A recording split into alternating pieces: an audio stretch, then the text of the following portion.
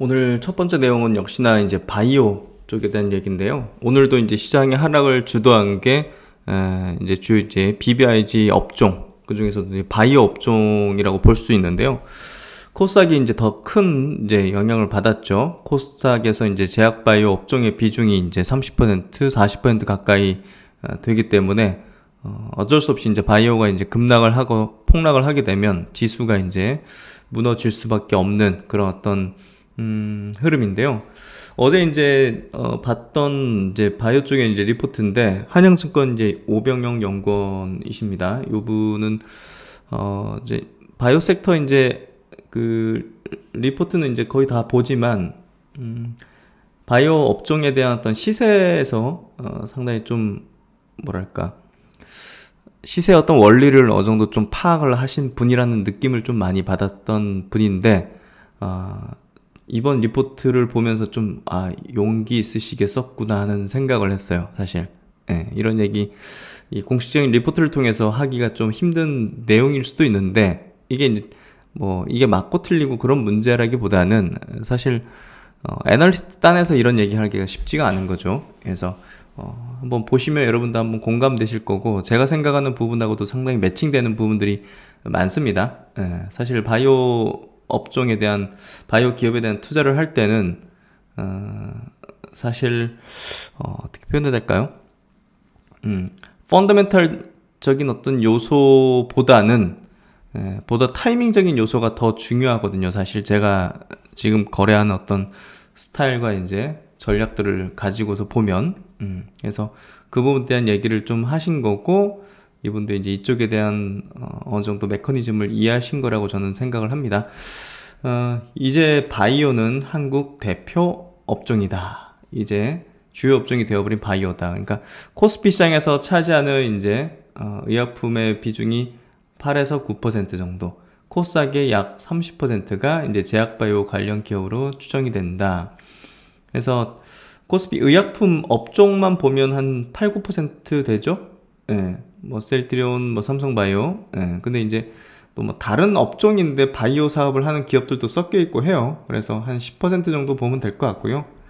코스닥에서는 지금 제약업종, 코스닥 제약업종 지수 제가 가끔씩 보여드렸는데 그게 한 14% 13, 14% 정도 되는데 30%돼 있는 거는 이제 우리가 셀트리온 헬스케어 같은 경우는 이제 유통업종으로 돼 있고 또 이제 뭐 HLB라든지 이런 것들 보시면 이 그 뭐죠? 구명정 만드는 기업이기 때문에 다른 업종으로 돼 있어요. 그러니까 결국 이런 것들 다 찾아가지고 다른 업종으로 돼 있는 것들 찾아가지고 바이오로 이제 묶으면 한 30에서 한 40% 정도 오락가락 할 겁니다.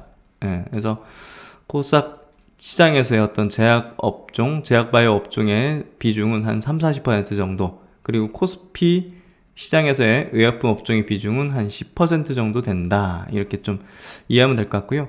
신규 상장하는 종목들을 보면 바이오 종목들이 한 절반 가까이 돼요, 보통. 그러다 보니까 그게 대부분 코스닥으로 들어오고 비중 자체가 점점 더 이제 앞으로 올라갈 가능성이 높죠.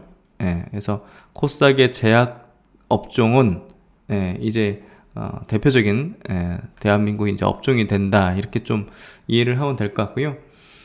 바이오는 업황이 없다는 게 매력적이면서도 이걸 명확하게 이해를 해야 이제 거래하는 전략들을 명확히 세울 수가 있죠.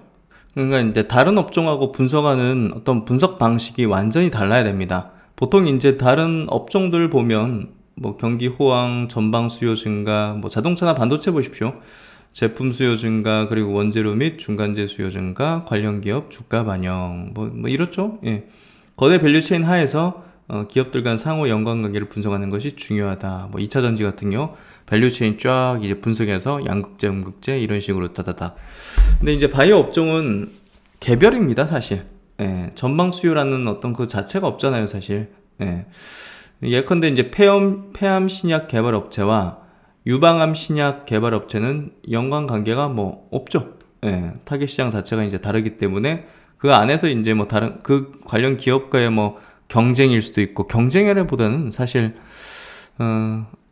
유방암 업체 이제 개발하는 업체 A라는 기업이 뭐 굉장히 좋은 임상 결과 발표하면 비슷한 피어 그룹의 이제 국내 기업이 또 주가가 올라가는 이런 영향이기 때문에 경쟁 관계보다는 약간 좀 결합된 관계, 이런 경향이 좀 크고요. 그리고 이제 산업을 관통하는 뭐 특정 핵심 지표, 예를 뭐 우리 뭐 화학, 정유 뭐 여러 가지 산업들 분석할 때는 뭐 유가라든지 뭐 이런 거 있잖아요. 조선 뭐 해우는 BDI 뭐 지표라든지 뭐 그런 것들이 운임료 지표 이런 것들이 있잖아요. 근데 이제 요 바이오 업종은 뭐 산업을 관통하는 그런 특정 핵심 지표가 없습니다. 약간 센티라는 표현을 많이 하잖아요. 센티.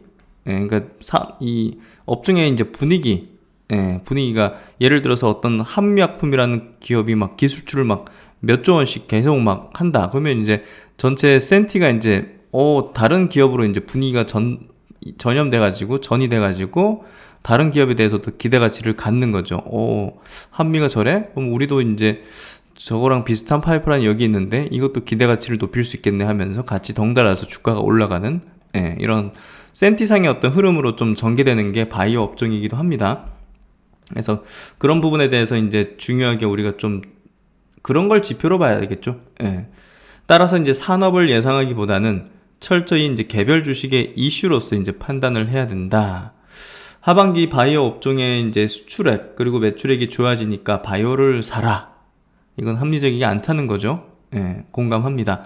그래서 어쨌든 중요한 어떤 모멘텀과 이 핵심적인 어떤 뭐랄까 뭐 기술줄 빅딜, M&A, 합병 그리고 신약 공개, 이제 임상 공개 이런 것들이 굉장히 퍼포먼스 높은 호재가 어떤 기업이 터지면 그게 이제 다른 기업들, 다른 업종의 어떤 센티를 올리면서 같이 리레이팅 되는 그런 구도가 대한민국 바이오 업계에서 좀 일어났던 업종 구도, 업종의 어떤 메커니즘이었다 보면 될 것 같고요. 바이오 6개 대표 기업 영업이익과 이제 주가 추이를 보면요. 꾸준히 증가를 하고 있습니다. 꾸준하게 이렇게 20년도, 21년도, 내년도, 내후년도 이렇게 계속 증가할 겁니다. CMO 사업이 이제 우리나라에서 계속 성장을 하고 있고 글로벌 시장의 어떤 성장 트렌드를 그대로 이제 우리나라가 그대로 받고 있기 때문에 꾸준한 바이오시밀러 성장과 함께 실적적인 부분은 계속 이제 올라가는 흐름이 전개될 걸로 전망이 되고요. 나스닥 바이오 그리고 이제 코스닥 바이오 비교를 보면 비슷한 흐름을 좀 보인다는 거예요. 약간 정도의 차이는 이렇게 좀 있지만 2018년도에는 코스닥이 좀 월등히 나스닥 대비 이제 바이오가 좋았는데 그때 이제 셀트리온 그룹이 좀 만든 굉장히 퍼포먼스였죠. 그래서 이제 비슷한 궤적을 흐리고 있고 지금 뭐 상승 추이를 좀 보이는 그런 과정 속에서 최근에는 굉장히 좀 조정을 깊게 만들고 있는 구간이다. 그래서 결국 이제 모더나가 대표적인 그 나스닥의 이제 대장 바이오 기업이었던 거죠. 작년부터 해가지고. 그래서 이제 그 기업이 머크에 이제 경구용 치료제가 이제 좋은 임상을 발표하면서 좀 꺾이기 시작한 걸로 좀 보여지는데, 일단은 코스닥 그리고 국내 바이오 기업들도 그 영향을 같이 좀 받는 걸로 볼 수가 있을 것 같아요. 그래서 우리나라만 우수수 그런 게 아니라 나스닥의 바이오랑 비슷하게 국내 이제 바이오 업종의 흐름이 좀 전개돼 왔고 지금도 그런 걸로 좀 보여진다. 그래서 뭐 바이오 실적이 좋아지기 때문에 바이오 전체 업종이 좋아진다. 이거는 뭐 그동안 그렇진 않았어. 그러니까 이런 논리로서 이런 로직으로 이제 바이오 업종을 바라보고 전망을 하는 거는 조금 합리적이지가 않다. 이렇게 좀 표현을 하신 것 같아요. 그래서 이제 실적은 좀 참고사항이다. 이렇게 이제 제목을 다르고 이제 의견을 한 건데요. 뭐 삼성바이오로직스 올해 이제 포워드 12개월 이제 퍼 145배 수준인데 일단 컨센서스는 매출액 1조 4천억에 영업이익 4,900억 정도입니다. 근데 이제 올해 실적이 컨센서스를 만약에 20% 하회를 한다면 만약입니다. 하회한다면 퍼는 이제 183배 수준이 되는데 145배 대 183배 무엇이 적정한지는 아무도 모른다. 삼성바이오로직스 주가가 상승하려면 또 다른 어떤 성장 스토리가 필요하다. 그러니까 지금 실적 자체가 중요한 게 아니라 결국 이제 어떤 또 다른 성장 스토리가 필요하다. 삼성전자가 지금 뭐 예를 들어서 디램이나 스마트폰으로 아무리 실적이 좋게 나온다 한들 주가가 이제 거기에 반응해서 올라가지 않고 오히려 이제 파운드리 분야에 어떤 뭔가 성장 스토리가 필요하듯이 그래야지 삼성전자 주가 어떤 리레이팅이 좀 발생할 가능성이 높은 것 같이 삼성바이오로직스도 역시나 이제 또 다른 성장 스토리가 필요하지 않겠는가. 지금 실적은 어느 정도 뭐 이 기업이 꾸준하게 이제 수주를 받아오고 한 것들이 후행적으로 나타나는 거기 때문에 뭐 결국은 지금 실적이 갑자기 뭐 실적 좋게 나온 게 주가의 퍼포먼스를 만드는 그런 역할은 아닐 거다. 셀트론도 마찬가지의 어떤 이렇게 또 세운 것 같아요. 셀트론도 지금 실적이 뭐 좋게 나오고 이 부분보다는 또 다른 성장 스토리가 필요하지 않겠는가 하는 게 아마 이제 비슷한 어떤 의견일 겁니다. 그래서 3분기 실적이 좋으니까 삼성바이오를 사라?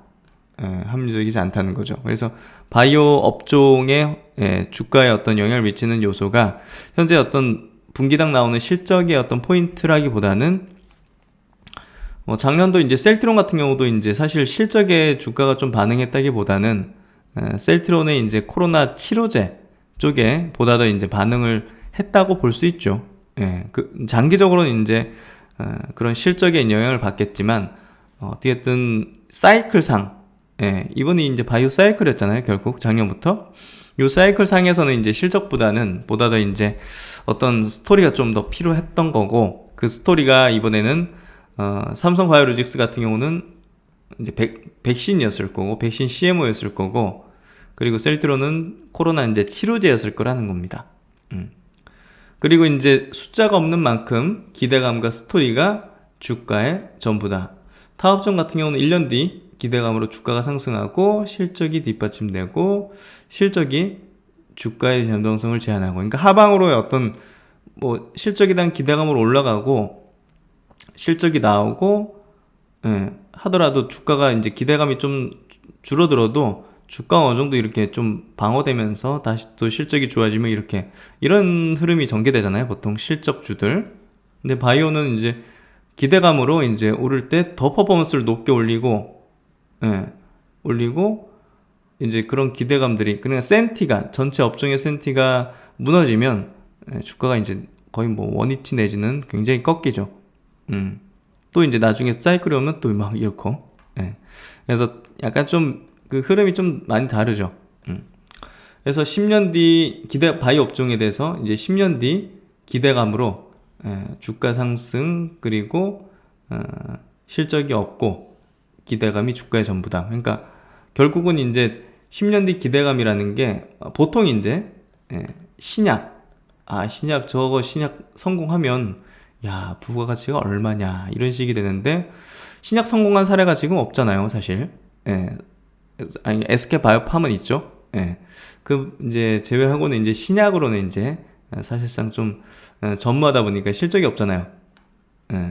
그래서 그게 이제 나와주지 않다 보니까 결국은 주가는 다시 또 상당히 꺾이는 그런 과정이 됐었고 기대감이 주가의 어떤 전부의 역할을 좀 했던 거죠. 그래서 이제 한국 바이오가 CMO에 보다 더 이제 좀 열광을 했고 또 이제 주가 퍼포먼스가 좀 강했던 이유로 좀 생각해 본다면 바이오 업종은 실적이 안 나온다고 이렇게 좀 박혀있던 게 CMO 수주 땄다 하면 추후에 이제 실적으로 나오고 또 추가적으로 다른 기업 내지는 추가적인 수주를 또 딸 수 있다는 기대감들이 불다 보니까 보다 더 이제 기관이라든지 외국인 입장에서는 조금 더 선호되는 그런 분야가 아니었을까 하는 생각이 좀 들어요. 이해되시죠? 그러니까 이런 것들에 대한 실망. 야, 신약 성공하면 근데 실적이 없는 거야. 그래서 성공 사례도 없고. 그러다 보니까 이제 보다 더 이제 CMO에 좀 확실한 어떤 실적이 나온다는 부분에 좀 메리트를 느끼지 않았을까 하는 생각이 듭니다. 결국 기대감을 만들 수 있는 기업의 스토리가 이제 가장 중요하다. 철저히 스토리 위주의 기업 분석이 좀 필요하다. 10년 뒤 미래를 알 수는 없으나 주어진 정보 하에서 가장 좋은 스토리가 있는 기업을 찾아야 한다. 이거는 굉장히 공감하는 내용이에요. 제가 이제 선호하는 방식이기도 하고요. 바이오 투자에는 공감 능력과 감성도 필요하다. 아주 공감합니다.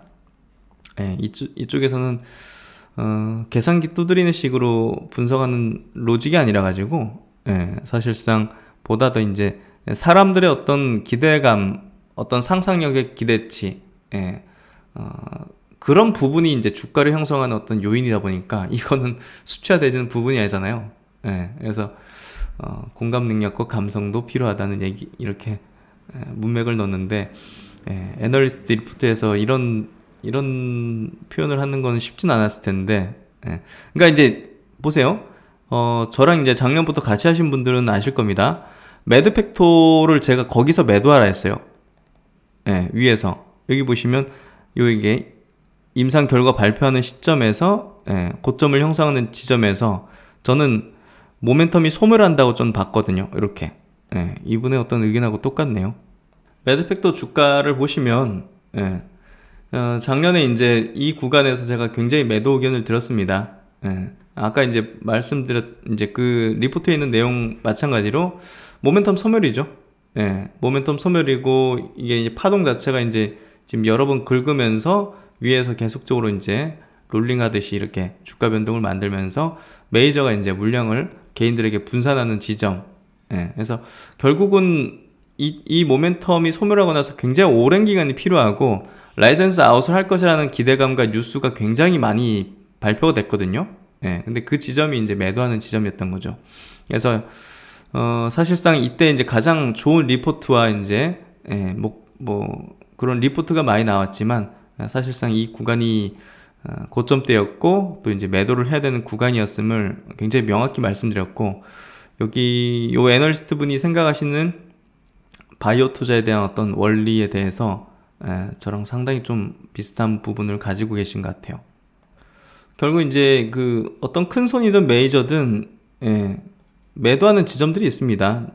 올해 초 이제 셀트론 제약이라든지 셀트론 헬스케어에서 큰 손들이 계속 개인들한테 물량을 떠넘기는 그런 매도 흔적들이 나오면서 모습들이 나오면서 제가 매도 의견을 들었듯이 매드팩터도 마찬가지로 이 지점에서 계속 어떤 누군가가 계속 물량을 팔고 있는 것들이 보여졌고 그런 것들이 결국은 이제 주가 하락을 그 뒤로 만들게 된 거죠. 결국 이러한 메커니즘을 이해하고 있는 메이저 측에서 주가를 이렇게 만든 거라 볼 수 있죠.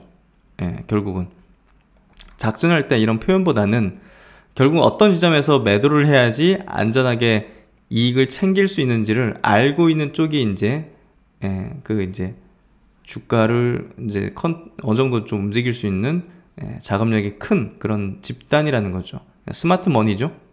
그래서 대중들은 여기서 이제 매수하고 물려 있죠. 아직도 물려 있을 겁니다. 많은 투자자가. 근데 메이저는 이미 이익 내고 나갔습니다. 그래서 그런 메커니즘에 대한 얘기를 하고 있고 스토리가 좋은 거를 찾아야 된다는 얘기. 매드팩토가 아주 좋았던 스토리죠.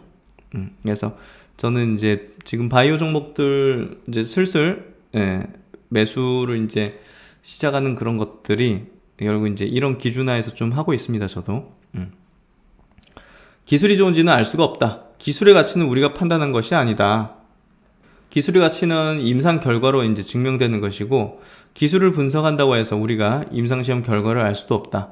단지 임상 발표에 대한 기대감이 몰릴 기업에 미를 투자를 해야 한다. 되게 중요한 얘기를 하셨네요. 이 부분이 저도 이제 이 바이오 기업을 투자하는 핵심 포인트라고 볼 수 있죠. 제가 바이오 투자로 돈을 번 핵심 포인트라고 볼 수 있죠. 기술이 좋아서 투자한다? 그런 게 아니죠, 사실은. 당연히 기술도 좋고 기대감도 크고 근데 단지 기술이 좋다? 그런 관점으로 이제 기업을 골라내고 투자하는 건 아니죠. 사실상. 그래서 저 같은 경우 가장 기대감이 몰릴 수 있는 기업이 어떤 기업이 될 것인가, 가장 기대치가 높을 수 있는 그런 기업이 어떤 기업이 될 것인가를 주가가 낮은 지점에서 그래도 어느 정도 좀 예측을 하고 이제 저가 매수를 단행하는 거죠. 그래서 이제 가장 주의를 해야 되는 부분은 이 부분입니다. 게임주도 이제 마찬가지로 게임 신작 발표 전에 이제 매도를 해야 되는 의견을 드렸던 거와 비슷한 건데요. 임상시험 결과 발표 시에 주식 보유하는 건 좋지가 않다. 그러니까 임상시험 결과 발표 전에 팔아야 된다는 거죠. 기대감은 그 전에 주가에 전부 반영됩니다. 메지온이 대표적인 케이스였고요. 임상 3상 결과 전에 주가가 굉장히 급등했고 한 2, 3년 새로 한 10배 이상 튀었죠. 주가가. 근데 이제 발표하고 나서 예, 그대로 주가가 지금까지 좋지 않죠. 예, 그래서 결국 이제 지금부터는 또 다른 게임이 되는 거고 승인이 될지 말지를 이제 판가름하는 그런 게임이 될 텐데 요때까지가 이제 결국은 발표하기 전까지가 이제 홀딩하는 구간이었을 거고 그 전에 이제 매도를 하는 게 이 바이오 투자였던 정석적인 메커니즘에 부합되는 그런 부분일 겁니다. 그래서 임상시험 발표 시에 성공이면 보합 정도, 실패하면 뭐 그냥 바로 이제 내리꽂는 거죠. 그래서 결과에 베팅하는 건 도박입니다. 그래서 막 혹자는 이제 임상 결과를 확신하면서 홀딩하는 투자자가 있는데요. 그거는 사실 도박이죠. 그런 게임을 하면 안 됩니다. 하락장에서 임상시험 발표는 리스크 요인이다. 그러니까 하락장에서는 기대치가 높아지기보다는 좀 우려감에 좀 있는 부분이기 때문에 좀 주의가 필요한 어떤 부분이겠죠. 그래서 하락장에서는 되려 이제 기대감이 잘 안 붙는 경향이 높기 때문에 사실상 바이오 업종이 하락 추세를 보이고 있는 과정에서는 임상시험 결과가 있다 하더라도 기대가치가 붙기가 쉽지 않습니다. 그래서 바이오 업종이 하락하는 추세 속에서는 그냥 물량을 모으면서 나중을 이제 기약해야지 이게 뭐 좋은 결과 앞두고 있다고 갑자기 막 튀고 이런 경우는 굉장히 드물고 확률적으로 좀 낮다. 그래서 업종 전체 센티가 중요하다. 분위기가 중요하고 사이클이 중요하지. 뭐 개별로 막 갑자기 막 단독으로 움직이는 케이스 있기도 하죠. 근데 좀 드문 케이스이기 때문에 사실상 다음에 올 바이오 장세를 준비하는 걸로 좀 삼는 게 제가 볼 때는 조금 더 현명하다. 그래서 이제 한국 바이오 업종의 특징에 대해서 이렇게 또 한국 바이오는 끝도 없이 오를 것이다. 공감합니다. 그러니까 한국 바이오는 영원한 성장 테마예요. 그래서 이쪽에 대해서 제가 왜 메인 전략을 갖고서 계속 하느냐. 이건 뭐 나중에 또 기다리면 또 큰 장이 또 서고 거기에서 또 10배씩 나오는 것들이 발생되고 뭐 결국은 계속적으로 신규 상장주들이 또 들어오고 하기 때문에 사실상 계좌의 진정한 레벨업은 여기서 발생되고 나머지 업종에서 버는 거는 여기서의 좋은 종목을 계속 저가에 또 물량을 확보하는 그런 시드로서 작용하지. 사실 개인적인 이제 전체의 어떤 이제 큰 그림의 하에서 어떤 전략은 위드 코로나로 리오픈 관련주로 거기서 대박 난다는 생각 절대 가지지 않습니다. 거기선 적당히 그냥 시장 수익률 정도 내고 거기서 난 수익들을 가지고서 저는 바이오 쪽에 대한 저가 매수를 통해 가지고 또 다가올 큰 장에서 또 수확을 하는 그런 개념으로 이제 저는 이제 계좌 운용을 해나갈 생각이기 때문에 사실상 제가 뭐 경기 민감 섹터 종목으로 뭐 유가 관련주로 제가 뭐 몇 배 수익을 목표로 하거나 계좌 레벨업을 바라는 게 아니죠. 그냥 시장 수익률 한 10% 20%만 먹어도 그냥 만족합니다. 그래서 그런 방향으로 이제 그쪽에 대한 투자를 하고 이제 바이오 쪽은 이제 자산의 큰 레벨업을 위해서 이제 투자를 하는 분야죠. 그래서 이쪽에 가장 포커스 두고 이쪽이 항상 메인이고 중심입니다, 사실. 그거는 이제 항상 제가 얘기 드렸던 거고. 바이오는 과학 그 자체다. 성장에 한계가 없다. 이게 뭐 시클리컬하게 돌아가는 것도 아니고, 바이오는 계속 성장하죠. 발전하고. 한계가 없죠. 그래서 주가가 좋지 않아도 어차피 크게 성장할 거라는 믿음, 사람들의 그런 믿음과 감성적인 기대치, 그리고 의학의 무궁무진한 뭐랄까요? 기대치, 암을 정복하고 생명 연장을 하고 그런 것들에 대한 끝없는 기대치들이 이 의학 쪽에서는 이어질 거기 때문에 그런 글로벌적인 트렌드, 메가 트렌드적인 측면에서 한국 바이오는 이제 막 시작하는 단계이자 또 이제 성숙 단계이기보다는 성장기의 구간이기 때문에 상당한 기간 동안 성장을 해나갈 수밖에 없을 겁니다. 바이오는 경기와도 상관이 없다. 의약품은 대표적인 필수 소비재죠. 조선 반도체 같은 업종의 사이클도 타지 않고 타 업종과 관련 없이 단독으로 성장하는 업종이죠. 그래서 뭐 예를 들면 뭐 유가에 관련된다든지 그런 거랑 상관없잖아요. 그래서 그런 부분을 따지면 될 것 같고, 선점의 의미가 크지 않다. 베스트 인 클래스 해서 기존의 약보다 더 나은 점이 있는 걸로 성공을 하게 되면 그 시장을 다시 또 장악을 할 수 있다. 단지 임상 데이터만 좋다면 중소기업이 단번에 대기업의 시장을 장악할 수가 있다 해서 미국에선 그런 기업들이 많죠. 옛날에 길리어드도 마찬가지였을 것 같고, 모더나도 뭐 시총 5조도 안 되는 기업이었는데 지금 뭐 몇백 조입니까? 예. 글로벌 빅파마는 성장의 장애물이 되지 않는다. 한국 바이오는 후발주자이나 고성장은 당연하다. 바이오는 항상 현재가 고점이다. 왜냐면 계속 성장하고 계속 올라가기 때문에. 여기 보시면 중국 바이오 지수와 중국의 이제 종합 주가 지수, 파란색이 이제 바이오 업종 지수라고 보면 돼요. 그 국가에. 종합 지수보다 더 높죠? 그리고 이제 미국도 S&P보다 파란색 바이오 나스닥 생명공학이 더 상승을 더 크게 하고, 일본도 마찬가지로 바이오가 니케이 지수보다 더 높은 상승, 유럽의 바이오 지수도 그 종합 지수보다는 높은 흐름. 그래서 우리나라도 마찬가지로 이제 바이오 업종이 지수보다 훨씬 더 아웃퍼폼하는 흐름으로 지금 지난 몇 년입니까? 한 7, 8년은 왔죠. 예. 그래서 결국은 한국 이제 바이오가 항상 지금 현재가 고점이라는 얘기를 하는 거고, 한국 바이오는 2년 내에 엄청나게 오를 것이다. 한국 바이오는 과거에 없던 새로운 사건이 일어날 때 대세 상승을 했다. 전형적인 제약 바이오 산업의 성장 패턴이다. 많이 말씀드린 내용이죠. 15년도 1차 대세 상승, 글로벌 라이센스 아웃을 할 수 있다는 것을 증명했던 한미약품. 2017년도 2차 대세 상승 국면은 셀트론이 이제 유럽과 미국에 이 의약품을 수출한다는 것을 보여줬죠. 그리고 3차는 이제 작년도 진단업체 시젠, 그러니까 K방역이 만들어내는 어떤 커다란 상승 추세였죠. 그래서 이제 글로벌 의약품 위탁 생산 능력을 증명했던 SK바이오센스, 이제 뭐 삼성바이오로직스 이런 기업들이 이제 시장을 좀 이끌었고, 또 이제 코로나 백신 치료제 뭐 이런 기업들이 이제 시장을 좀 이끌었죠. 그래서 이렇게 3차 대세 상승을 했는데 4차 상승은 언제일까? 국산 신약이 글로벌 판매를 시작할 때 해서 이렇게 좀 예상을 한 거죠. 4차 상승이라. 일면타당한 내용인 것 같아요. 이런 예상을 좀 하고 계신 것 같고, 여기에 더해가지고 제 생각을 좀 덧붙이자면 4차 상승보다는 3차 대상승이 이제 작년부터 해가지고 이제 벌어진 그게 상승세였다면, 저는 여기 중간에 3.5세대 상승이 좀 있을 거라고 생각해요. 그게 뭐냐면, 작년에 코로나 관련 섹터군이 이제 부흥을 일으켜가지고 바이오를 이제 이렇게 밀어 올린 거거든요. 그렇죠? 근데 이제 비코로나 관련 코로나 이제 관련 섹터군은 그렇게 이제 오래가지 못하고 오히려 내리꽂혔어요.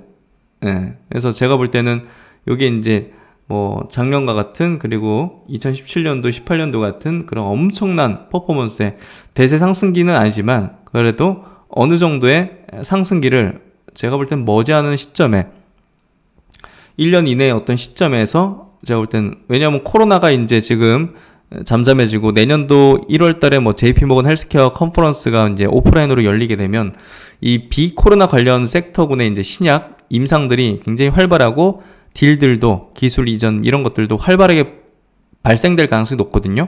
그러니까 그런 것들이 제가 볼 땐 다음 4차 상승이라는 한 2, 3년 뒤에 어떤 흐름이 아니라 1년 안짝으로 제가 볼 땐 코로나가 이제 거치는 그런 시점과 맞물리면서 위드 코로나와 좀 수혜를 같이 볼 수 있는 이 비코로나 신약 기업들, 바이오텍 기업들이 퍼포먼스 좀 낼 수 있는 그런 흐름이 좀 전개될 거로 저는 생각을 하고 있습니다.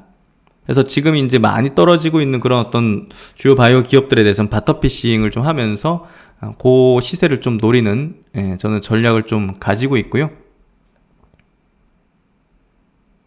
그래서 이제 미국 시장하고도 비교를 했는데요. 미국도 바이오 초창기 수도 없는 반토막을 경험했다. 그만큼 굉장한 변동성 구간이었을 겁니다. 미국도.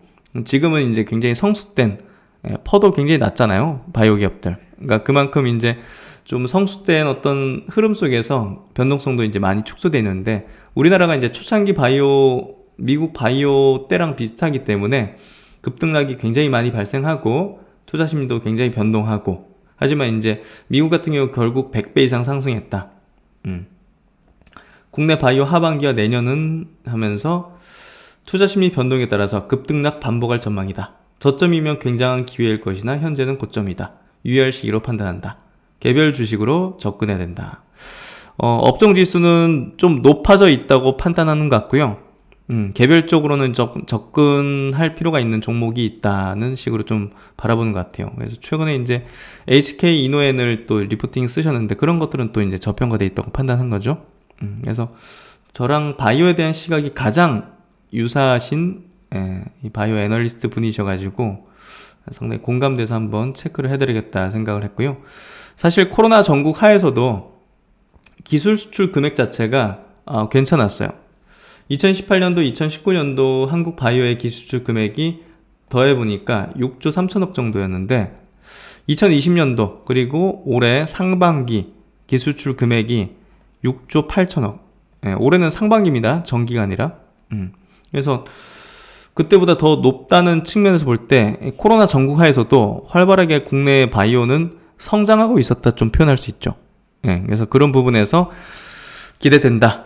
비바이오텍 회사들의 저는 내년도가 좀 기대됩니다. 그래서 내년도를 위한 바텀 피싱의 구간이 될 것이라고 저는 생각을 하고 그렇게 준비를 하고 있습니다.